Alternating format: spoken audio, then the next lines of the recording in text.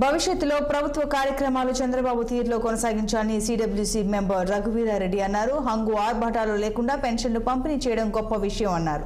గతంలో జన సమీకరణాలు అవసరం ఉండేవి. ఇప్పుడు సోషల్ మీడియా, ఎలక్ట్రానిక్ మీడియా బలోపేతం కావడంతో ఆ అవసరం లేదన్నారు.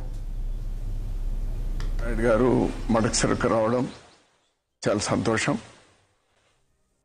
ఒక ప్రభుత్వ కార్యక్రమాన్ని చాలా సాదాసీదాగా బలవంతపు తరలింపు లేకుండా ఆ సభను నిర్వహించడం చాలా సంతోషంగా ఉంది.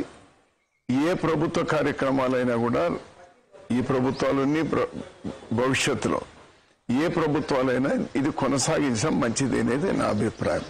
కారణం ఏమంటే ఒకప్పుడు జనం తరలింపు అవసరం, ఎందుకంటే ఈ ప్రసార మాధ్యమాలు లేనప్పుడు.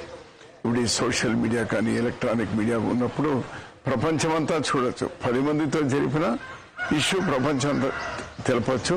అటువంటి ఒక మంచి ప్రయత్నం నిన్న జరిగింది. నేను నా హర్షాన్ని వ్యక్తం చేస్తున్నాను.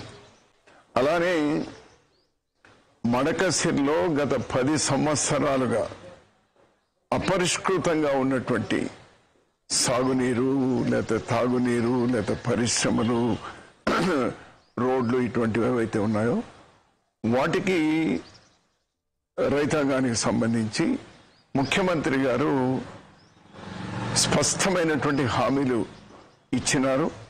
నా హర్షాన్ని వ్యక్తం చేస్తున్నాను. భద్రాద్రి కొత్తగూడెం జిల్లా పాల్వంచ